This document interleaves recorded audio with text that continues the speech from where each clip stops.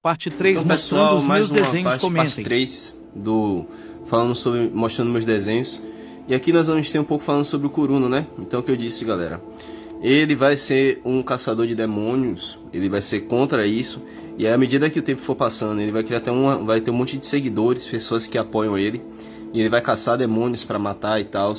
E à medida que o tempo vai passando, ele começa a ficar fascinado demais pelos demônios. E ao invés de odiar eles, ele começa a admirar e a entender muito sobre eles, o lado deles. E aí, secretamente, o Kuruno, ele meio que faz tipo um ritual assim, que ele meio que induz os seguidores dele a cometer suicídio, sabe? Ele manipula a galera e aí as pessoas se matam, matam seus filhos, sabe? Matam animais até. E ele absorve a alma de todo mundo e ele começa a se transformar em um demônio ele mesmo. Ele começa a ficar muito poderoso. E aí chega uma parte, galera, que acontece uma coisa muito importante com o Kuruno. Ele vai voltar no tempo e ele vai acabar pra salvar uma pessoa que ele ama, uma mulher lá. E ele quer salvar essa mulher dele mesmo, que essa mulher era da raça dele, de um demônio, que os demônios acabam ficando em extinção, acabam tendo poucos, e aí ele tem que voltar lá pra tentar reprocriar, sabe, junto com ela.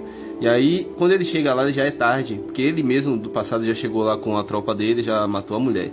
E aí acaba tendo um momento ali que ele vai lutar contra ele mesmo. E aí nesse momento ele acaba matando ele mesmo, e aí ele absorve a alma dele mesmo. E quando ele faz isso, acontece um paradoxo, porque ele absorve a alma dele mesmo, e ali, tipo, no passado e no presente ele acaba absorvendo a alma dele mesmo. Isso cria um paradoxo que quebra o tempo e o espaço, e ele fica preso nesse paradoxo eternamente, ele não consegue mais sair. E aí nós vamos ter aqui, né, essa parte, que ele consegue, depois de ficar preso por muito tempo nesse paradoxo, ele consegue tomar consciência, né, do que está acontecendo.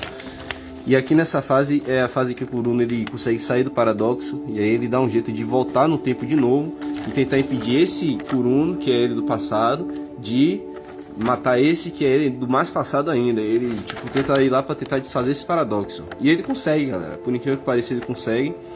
E ele consegue também desbloquear uma nova forma, que eu tenho uma arte dessa forma digital pronta, mas eu não tenho aqui agora.